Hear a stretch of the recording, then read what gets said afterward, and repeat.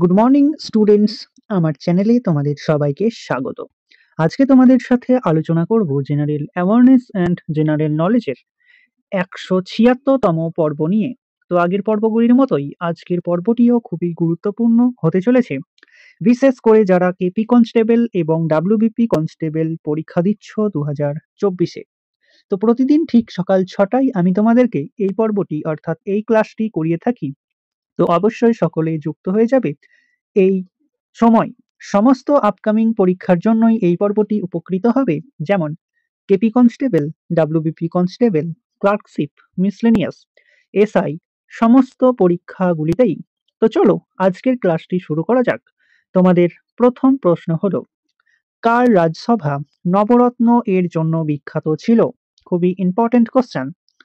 কার রাজসভা নবরত্ন এর জন্য বিখ্যাত ছিল? এসআইয়ে এই কোশ্চেনটি এসেছিল। সঠিক উত্তর অপশন বি, দ্বিতীয় চন্দ্রগুপ্তের রাজসভা।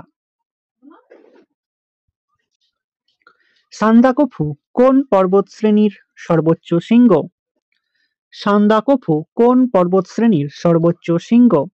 কেপি কনস্টেবল এবং ডাব্লিউবিপি কনস্টেবল দুটি পরীক্ষাতেই এই কোশ্চেনটি বহুবার এসেছে। সঠিক উত্তর অপশন এ, সিঙ্গালীলা পর্বতশ্রেণীর।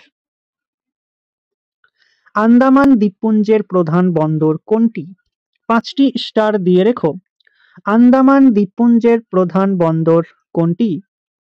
সঠিক উত্তর অপশন ডি, পোর্ট ব্লেয়ার। কোন গ্রিক রাষ্ট্রদূত চন্দ্রগুপ্ত মৌর্যের রাজসভায় যোগাযোগ দিয়ে ভারত সম্পর্কে বিবরণ লিখেছিলেন? 5টি স্টার দিয়ে রেখো।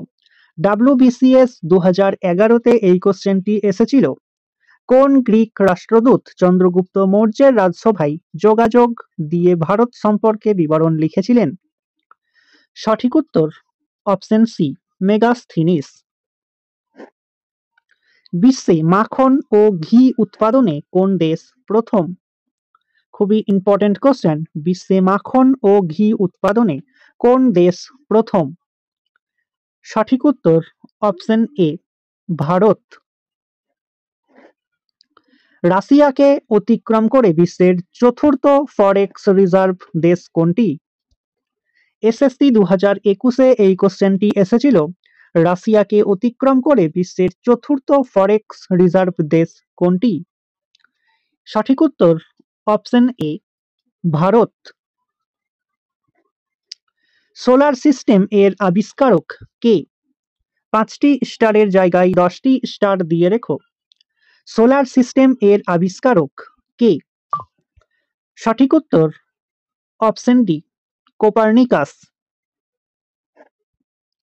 দুটি নিউরনের মিলনস্থলকে কি বলা হয়? রেলওয়ে বোর্ড 2017-তে এই কোশ্চেনটি এসেছিল। দুটি নিউরনের মিলনস্থলকে কি বলা হয়? সঠিক উত্তর অপশন এ, সাইন্যাপস। পূর্বঘাট পর্বতের অপর নাম কি? কেপি কনস্টেবল এবং ডাব্লিউবিপি কনস্টেবল দুটি পরীক্ষাতেই এই কোশ্চেনটি আসে। পূর্বঘাট পর্বতের অপর নাম কি? সঠিক উত্তর অপশন বি, মলয়াদ্রি। কোন শাসককে কবিরাজ আখ্যা দেওয়া হয়? এসআই 2011-তে এই কোশ্চেনটি এসেছিল। কোন শাসককে কবিরাজ আখ্যা দেওয়া হয়? সঠিক উত্তর অপশন সি, সমুদ্রগুপ্তকে। কোন রাজার প্রধানমন্ত্রীর নাম ছিল কৌটিল্য? খুবই ইম্পর্টেন্ট কোশ্চেন। ডাব্লিউবিপি কনস্টেবল এবং কেপি কনস্টেবল দুটি পরীক্ষার জন্যই খুবই গুরুত্বপূর্ণ। কোন রাজার প্রধানমন্ত্রীর নাম ছিল কৌটিল্য?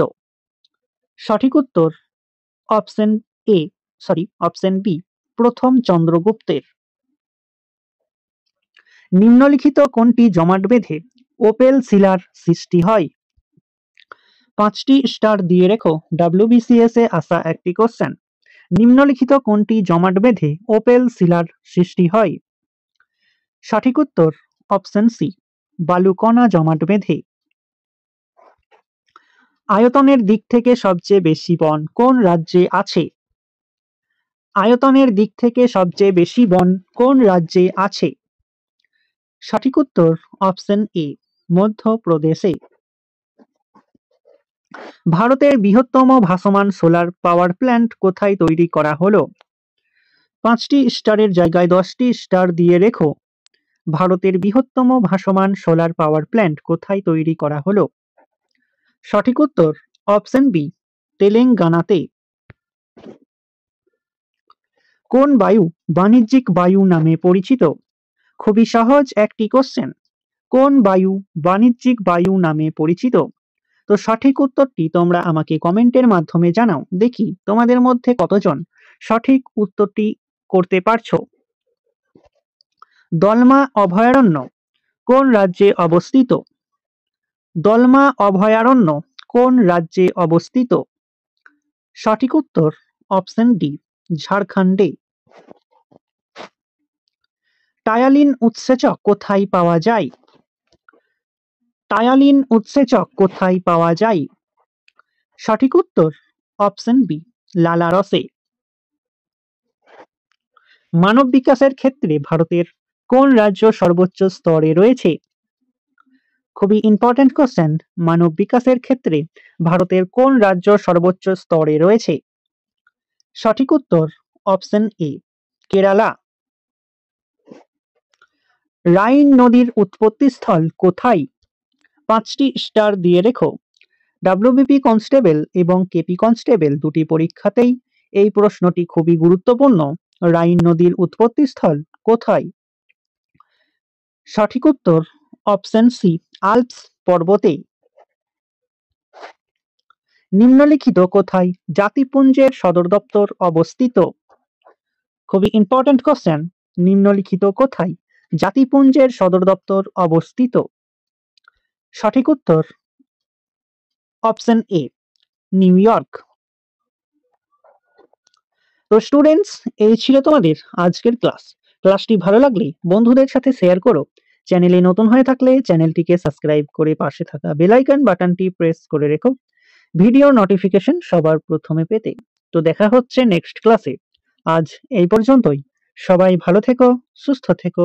জয় হিন্দ, জয় ভারত।